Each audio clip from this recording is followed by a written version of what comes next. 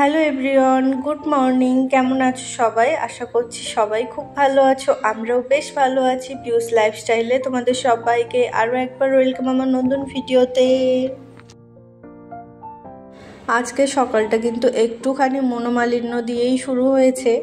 আসলে ছোটোখাটো ঘটনা ঘরে যেটা ঘটেই থাকে সেটা আর শেয়ার করলাম না। একটুখানি মন খারাপ নিয়েই শুরু হলো দিনের শুরুটা।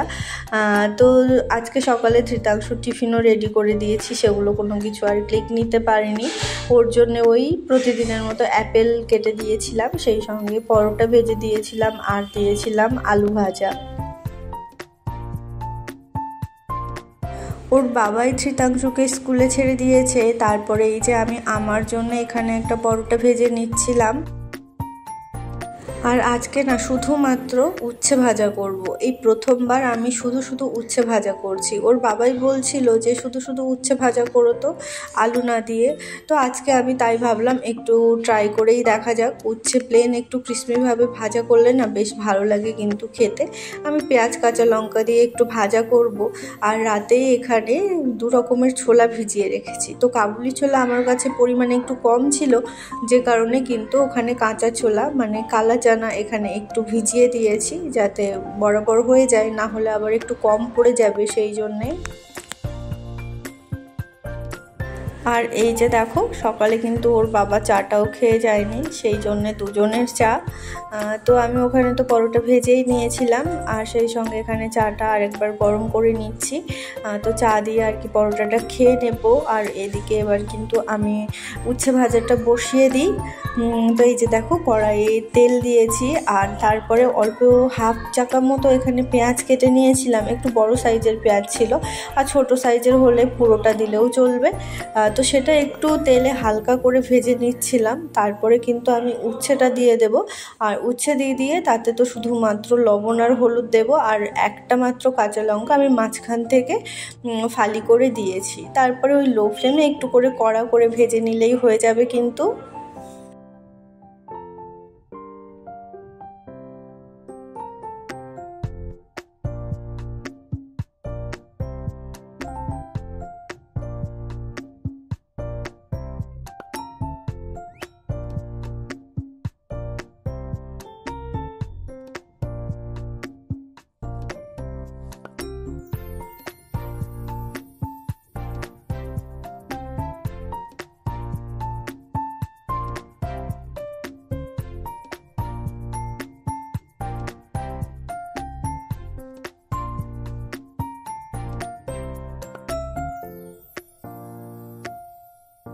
আর ওখানে আর কি সবজিটা ঢেকে দিয়ে আমি এখানে চা আর পরোটাটা নিয়ে বসলাম। আর দেখছো বিছানাটা গুছানো হয়ে গেছে। বিছানার মধ্যে কিন্তু অনেক জামা কাপড় পরে আছে, এগুলো সব ভাঁজ করতে হবে। তো চা পরোটাটা শেষ করে কিন্তু আমি জামা কাপড়গুলো এখানে সব ভাঁজ করে নিয়েছি। এখানে তো কম পরিমাণে লাগছে, কিন্তু এগুলো ভাঁজ করতে কিন্তু আমার যথেষ্ট সময় লেগে গেছে। আর সেই সঙ্গে বিছানাটা ঘরটাও একটু সুন্দর করে গোছগাছ করে নিয়েছি। তারপরে তো ঘরের বাদ বাকি যা কাজ থাকে রেগুলার সবগুলো করে নিয়েছিলাম। তারপরে চলে গিয়েছিলাম ছেলেকে আনতে, ছেলেকে নিয়ে চলেও এসেছি। আর এই যে দেখো আজকে আসার সময় এখানে পালস নিয়েছে 2টো, আর সেই সঙ্গে একটা রিয়েল জুস নিয়েছে।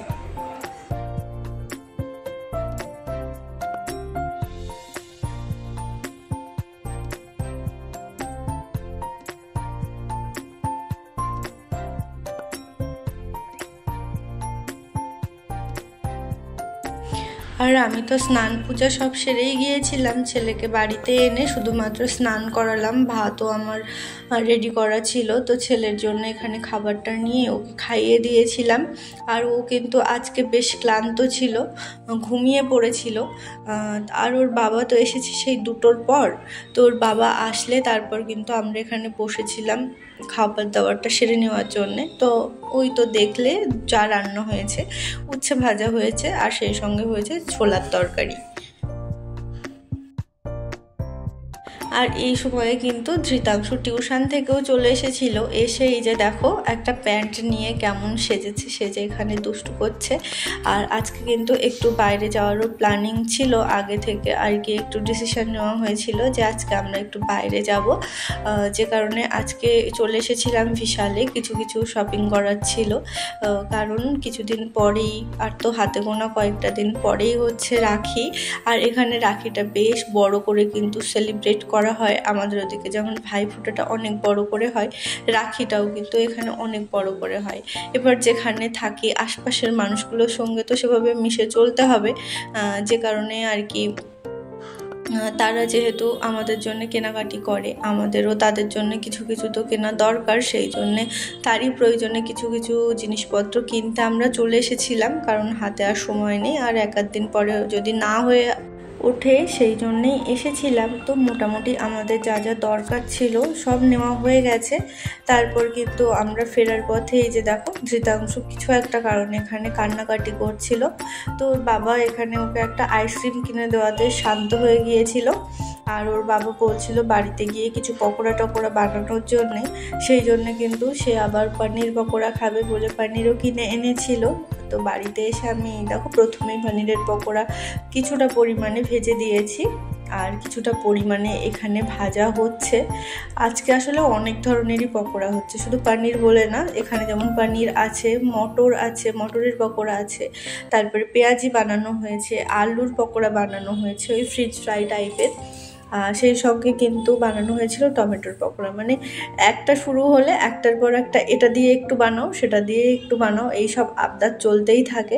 আর এত সব খেয়ে তো মানে পেটে আর এক ফোঁটাও জায়গা ছিল না অন্য কিছু খাওয়ার, তাও আর কি ধৃতাংশুর জন্যে রান্না করেছিলাম। বাই চান্স যদি বলে আমার খিদে পেয়ে গেছে তখন একটা মুশকিল, সেই জন্য কিন্তু রান্না করেই ছিলাম। কিন্তু এই দেখো এত প্রকারের ভাজাভুজি খেয়ে কিন্তু সত্যি আর পেটে একদমই জায়গা থাকে না।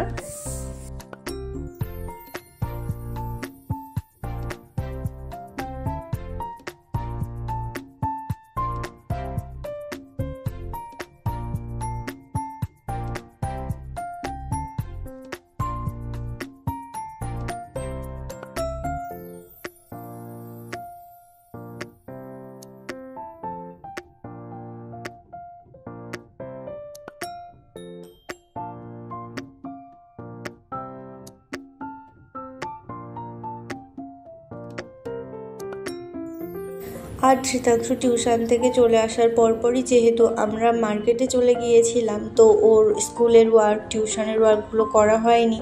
আর ওর মুডটাও আজকে ভালো ছিল, সেই জন্যে ও কিন্তু আর কি বসিয়ে দিয়েছে ওকে পড়ার জন্যে, তাও প্রায় 9টার বেশি হয়ে গেছে। তো এখানে পকোড়াগুলো খাচ্ছিল আর এখানে একা থেকেই লিখছিল, আর আমি মাঝে মাঝে এসে একটু একটু দেখিয়ে দিচ্ছিলাম। অন্যদিন তাও মানে খুবই দুষ্টুমি করে, হাত ধরে ধরে লিখাতে হয়, পেন্সিল মোটে ধরতে চায় না। আজকে আবার মনটা অনেক ভালো ছিল, একা থেকেই সব লেখাগুলো লিখেছে।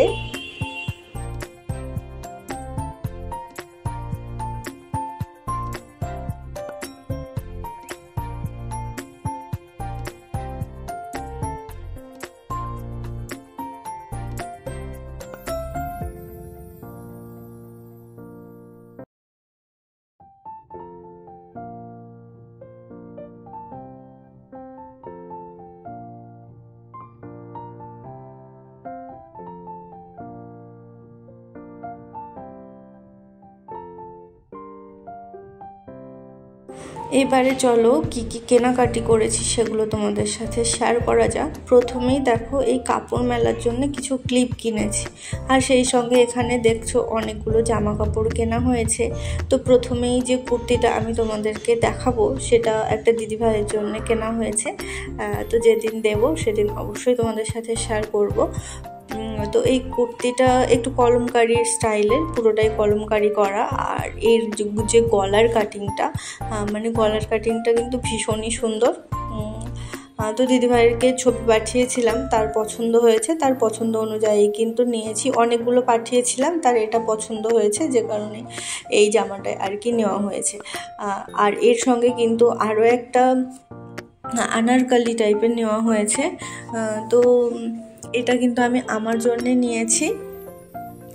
কারণ একটাই নেওয়া হতো, কিন্তু দুটো নেওয়া হলো কারণ এটাতে অফার ছিল। দুটো যদি নেওয়া হয় তাহলে 200 টাকা অফ। তো শুধু শুধু কেন আমি 100 টাকা বেশি দিতে যাবো। আর সামনে যেহেতু পুজো, সেই জন্যে কাছে থাকলে তো একদিন না একদিন পরা হয়েই যাবে, সেই জন্যে কিন্তু আমি নিয়েছিলাম এখানে। তো কুর্তি দুটো কেমন হয়েছে তোমরা অবশ্যই কমেন্ট করে জানাবে।